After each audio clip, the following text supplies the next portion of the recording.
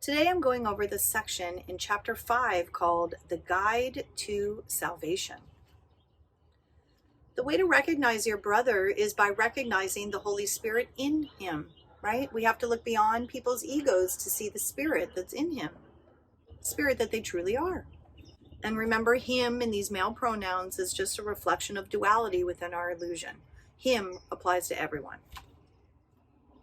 I have already said that the Holy Spirit is the bridge for the transfer of perception to knowledge, right? Because in the illusory world, we use perception.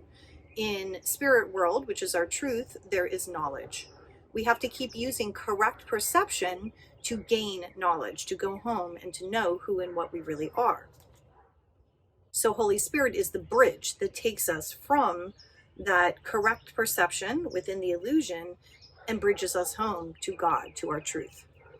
He is the transfer of perception to knowledge, so we can use the terms as if they were related, because in his mind they are. All right, so what he's saying is that in reality, perception and knowledge are not related. It's not real. Perception isn't real. Knowledge is real. But because we think we're here, and Holy Spirit's job is to be the voice for God within our dream, his job is to wake us up. So to him, both are real because he lives in both worlds, Holy Spirit, not God. God does not know anything about our illusory world because it's not even real. But Holy Spirit does. Holy Spirit knows of both worlds, knows that our mind is split, and knows that its job is to keep whispering to us to tell us what our truth is so that we will follow that voice, and then he will be the bridge for us that takes us home to God. So that's why to him, to Holy Spirit, perception and knowledge are related, when in reality they are not related at all, because perception doesn't even really exist because the world doesn't really exist. This relationship must be in his mind, because unless it were, the separation between the two ways of thinking would not be open to healing. So this relationship, meaning the relationship between perception and knowledge, must be in Holy Spirit's mind, because it is the only way to heal the separation. Our minds would not be open to healing if it weren't for that relationship between perception and knowledge, the job that Holy Spirit is doing for us. He is the part of the Holy Trinity because his mind is partly yours and also partly God's, meaning Holy Spirit, meaning he lives in both worlds. This needs clarification, not in statement, but in experience. So he's saying, I can try to explain this ad nauseum, but you're not really going to understand until you experience it, until you experience the voice for God, until you start listening to that voice and following it. The Holy Spirit is the idea of healing. Being thought, the idea gains as it is shared. So shared means practicing forgiveness. It means seeing everyone else as just spirit, as they truly are. That is sharing the healing. Being the call for God, it is also the idea of God. Okay, Holy Spirit's here within our illusory world, not only to call to us to bring us home to God, but also to remind us that we are a part of God. We are one with God. Since you are a part of God, it is also the idea of yourself. We are God, as well as of all his creations. Everyone is one with God. The idea of the Holy Spirit shares the property of other ideas because it follows the laws of the universe, of which it is a part. The universe is part of our false dream. The universe was made by our ego split mind. But Holy Spirit lives in both worlds. Holy Spirit knows of our false illusion. So that's why it follows the laws of the universe, the laws of our illusory world. That's its whole job, is to be here in this illusory world to help us wake up to our reality. So that's why Holy Spirit follows the laws of the universe, because it has to work within our dream so that we can hear it, so that we can wake up out of the dream. It is strengthened by being given away. So our knowledge of being one with God is strengthened when we practice forgiveness, which means knowing that everyone and everything else out in the world is also pure spirit. It increases in you as you give it to your brother. What I was just saying. Your brother does not have to be aware of the Holy Spirit in himself or in you for this miracle to occur. Right? That's why I'm always telling you, you don't have to tell people about this truth. You just have to believe it yourself. All minds are joined. So when our mind knows who and what someone else really is, that helps them know too on an unconscious level, because all minds are joined unconsciously. So when we practice forgiveness with others and we look beyond them to know that they are truly spirit, they don't need to be aware of this. They don't need to be aware of Holy Spirit. They don't need to believe in any of this. It doesn't matter. They are simply your tool, because remember, they're not really there. They are your tool to remind yourself, our one mind all at once, who and what we really are. That helps us all wake up. And that's all that Jesus is doing. He's just giving us this course as our brother to tell us how to wake up. He, meaning your brother, may have dissociated the call for God, meaning that they're not even hearing it, they're not even aware of any of this, just as you have, okay? Because we have all done that. That's why we appear to be here. This dissociation is healed in both of you as you become aware of the call for God in him, and thus acknowledge its being. Right? Beautiful words to simply say the same thing I just said. We need to practice forgiveness in order to heal our one split mind. There are two diametrically opposed ways of seeing your brother, right? Ego or spirit. Those are the only two choices, and they are diametrically opposed to one another. They must both be in your mind because you are the perceiver. They must also be in his because you are perceiving him, right? Our brother. See him through the Holy Spirit in his mind, and you will recognize him in yours. Another way of saying practicing forgiveness. The more we do that, the more we awaken our one mind. What you acknowledge in your brother, you are acknowledging in yourself. And what you share, you strengthen. So if we keep believing that people are egos and are separate from us, we are going to keep strengthening that idea in our mind. And if we keep believing that we are spirit and everyone and everything else out there is also spirit, the innocent child of God, we will strengthen that idea. That is what Jesus is asking us to do. The voice of the Holy Spirit is weak in you, right? We can barely hear it most times, and many people don't hear it at all. That is why you must share it. So the more we share this knowledge of spirit, the more we strengthen it. It must be increased in strength before you can hear it. It is impossible to hear it in yourself while it is so weak in your mind. It is not weak in itself, right? Our truth of spirit is not weak in itself. It's just our knowingness of it in our mind that is weak. But it is limited by your unwillingness to hear it. Our truth, the strength of who we really are, which is spirit, is limited because of how we perceive it, because we are not hearing it, right? That's just us blocking it out, blocking out the truth. If you make the mistake of looking for the Holy Spirit in yourself alone, your thoughts will frighten you because by adopting the ego's viewpoint, you are undertaking an ego alien journey with the ego as a guide. This is bound to produce fear, he says. So it's another way of describing to us what happens when we choose the ego and we choose to believe the ego's perception. And in order to heal that we need to not go on the alien ego journey, meaning what the ego is trying to tell us about who we are is alien to us. It's not at all who and what we really are. And so if we're not going to practice forgiveness and we're not going to see others out there in the world as pure spirit, as the innocent child of God as we are, then we are not going to be strengthening our perception of that, and we will remain in fear. Delay is of the ego. because time is its concept. Right? Holy Spirit uses time in a productive way. Like, okay, I'll give you as much time as you need to awaken. But ego uses time in a disruptive way, just delaying the waking up. That's what ego's using it for. And to keep itself alive in the false dream. Both time and delay are meaningless in eternity, right? They don't even exist. They're completely meaningless. This entire illusory world is completely meaningless because our truth is eternity. Our truth is extending love and light eternally with God. I have said before that the Holy Spirit is God's answer to the ego. Everything of which the Holy Spirit reminds you is in direct opposition to the ego's notions, because true and false perceptions are themselves opposed. True perception is spirit, false perception is ego, and they are opposed.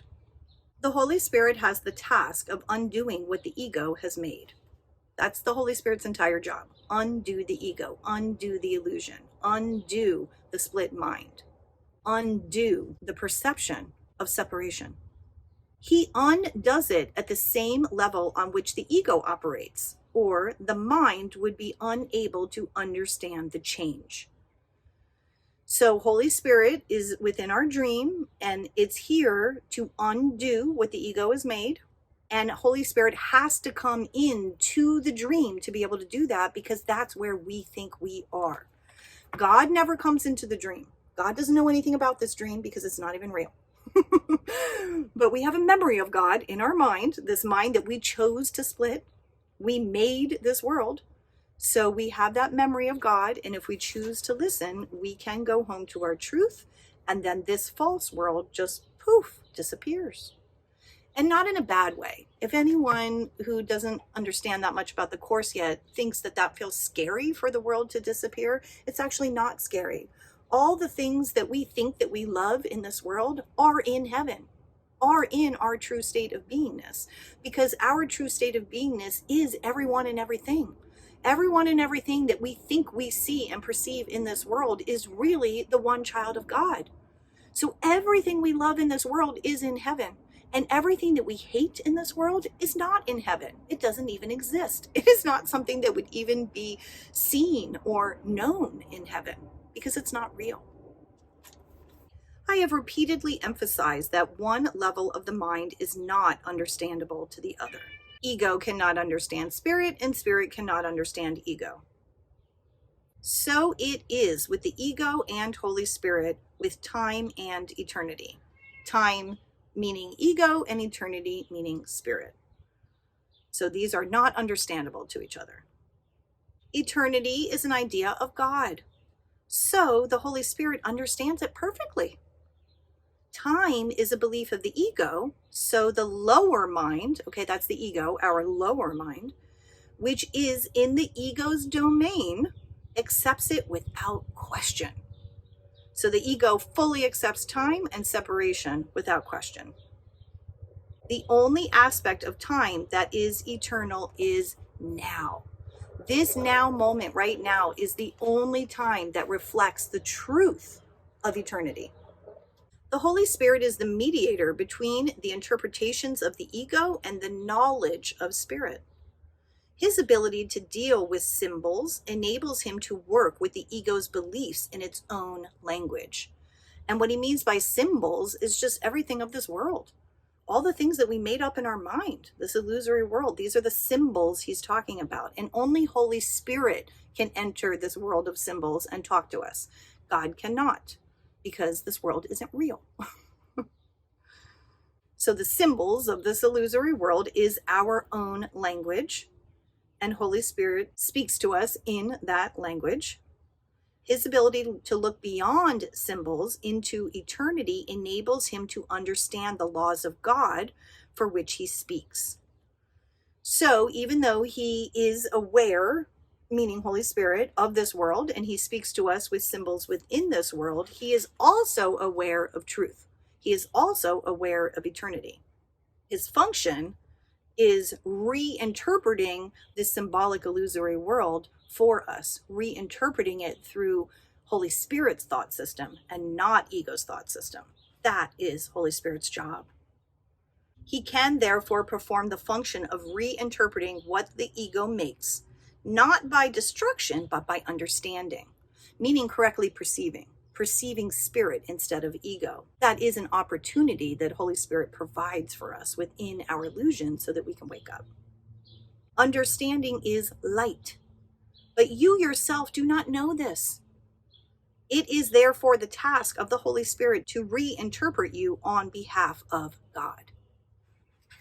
So more beautiful ways to say that when we identify with spirit and when we know that everything and everyone else is also only spirit, that is Holy Spirit's job, and that is how he gets us to know and understand our real truth and to wake up from the dream.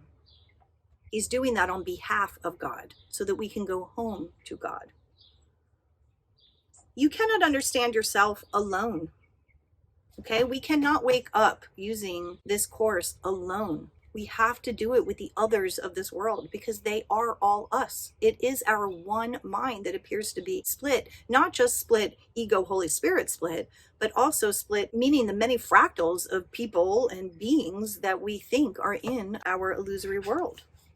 So we cannot understand all of this alone. We have to practice forgiveness with the others in the world.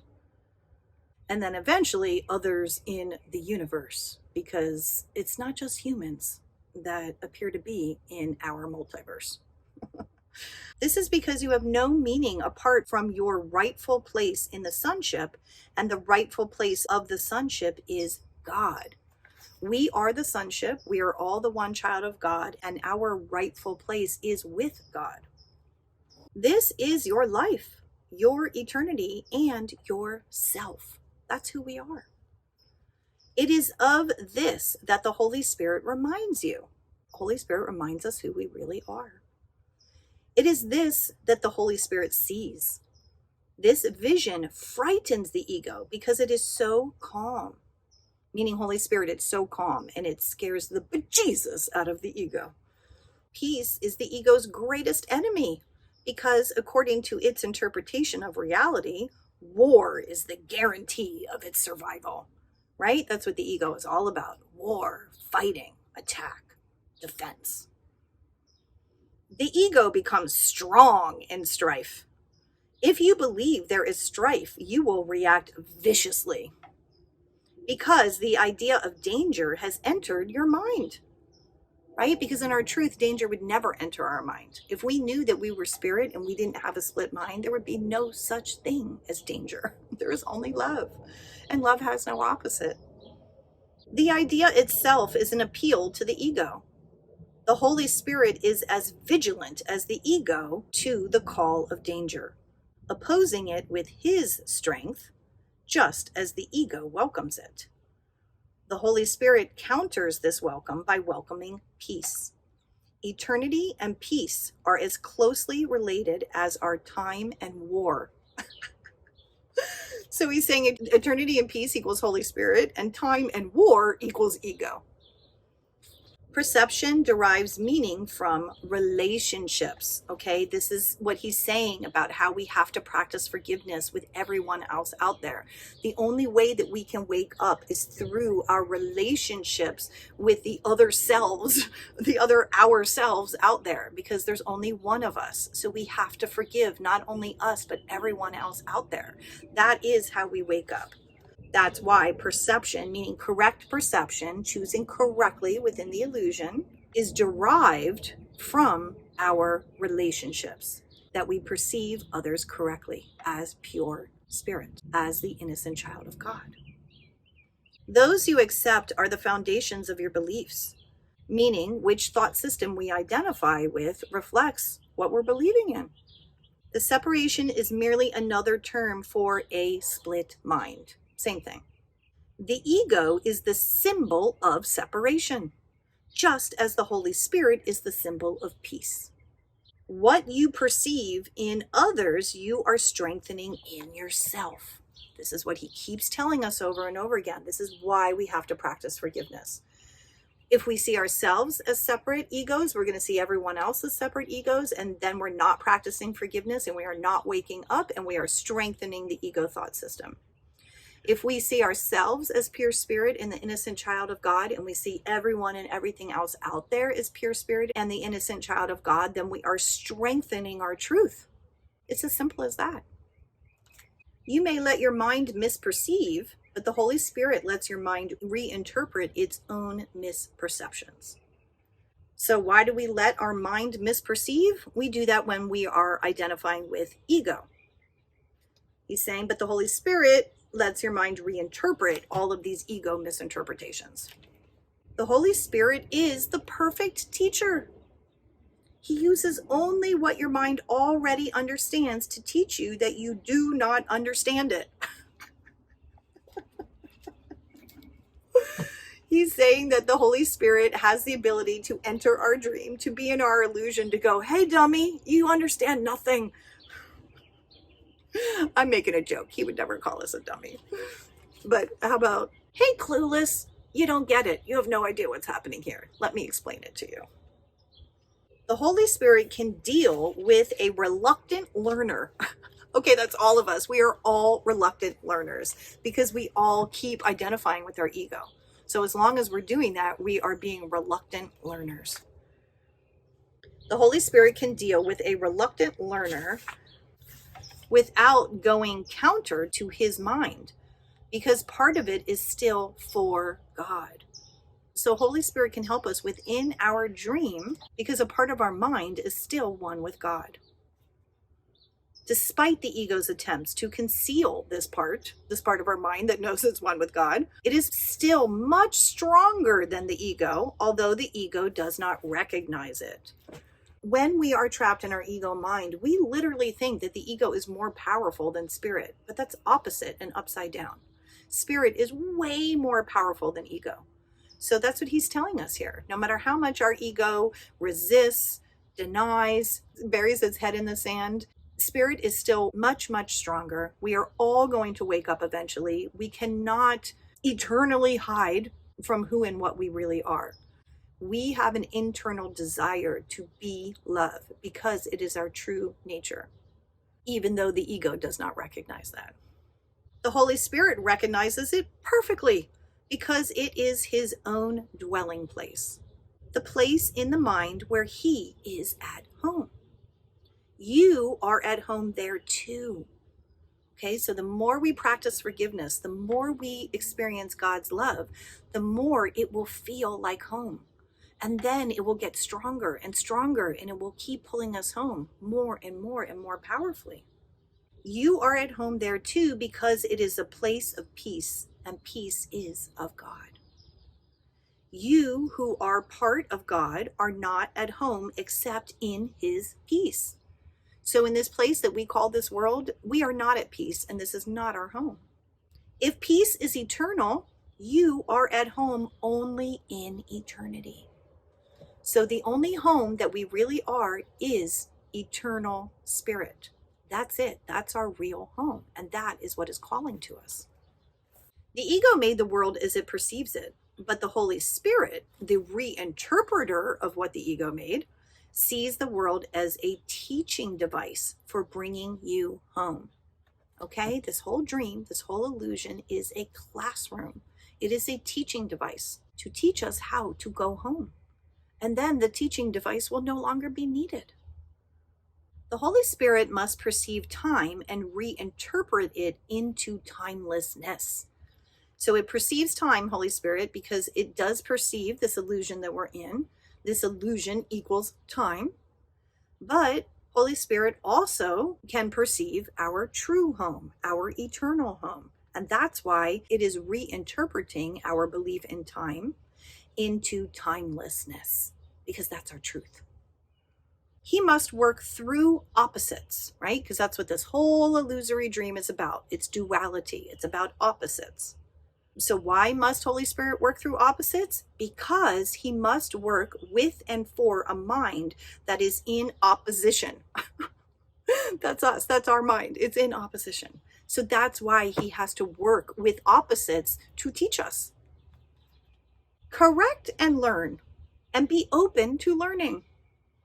You have not made truth, right? In our illusory world that we made, we didn't make truth. But truth can still set you free.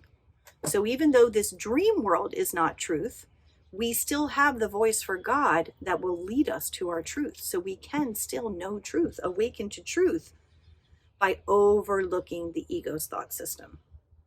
Look as the Holy Spirit looks, and understand as He understands. His understanding looks back to God in remembrance of me, in remembrance of Jesus. He is in communion with God always, and He is part of you. He is your guide to salvation because He holds the remembrance of things past and to come, and brings them to the present. Because remember, there is no past or future. The present, the now moment, is the only thing that's real. So that's why Holy Spirit is always bringing things into the now moment for us, because it's the only place where we can really choose anything. Because as soon as we focused on past or future, we've already chosen the ego. That is the ego's domain. So we cannot choose spirit if we are focused on past or future. We have to do it within the now moment. The only moment that's real. The only moment that reflects eternity. The eternity of now moments. He holds this gladness gently in your mind, asking only that you increase it in His name by sharing it to increase His joy in you. More beautiful words to talk about practicing forgiveness. This course is saying the same thing over and over and over again. You just have two choices. You have spirit or ego. Our mind is split. We want to heal. The way to heal our mind is to perceive correctly with Holy Spirit. And the more we do that, the more we're building the muscle of our mind to build a new habit to perceive with Holy Spirit's thought system. And when we do that, we naturally practice forgiveness. We naturally know that we are the eternal innocent child of God, and that everyone and everything else is also the eternal innocent child of God. By doing that, we know our truth. We are sharing our truth with our one mind, and that is how we awaken. So remember today that every time that you feel not at peace, that you have the ability to choose again. And don't feel like you have all this burden on you, like, oh, I got to build my mind muscle. I got to keep choosing. I got to keep choosing. Don't think of it that way. Think of it as just releasing and then letting Holy Spirit come in and guide the way. When you knock ego out of the way, the ego is just blocking spirit from coming in. So when you knock it out of the way or overlook it, make it neutral, know that it doesn't exist, make it unimportant, know that it's just the boogeyman, and completely ignore it, then you can focus on truth. And when you take the power or the sting out of the ego by not making it real and not making it important, you have automatically opened yourself up to be a learner. Remember, He's told us many times, we only have to be willing. We don't have to do all the heavy lifting. We don't have to do any heavy lifting. We only have to be open to letting ourselves know that we and everyone else are spirit. And that is how we wake up from the dream.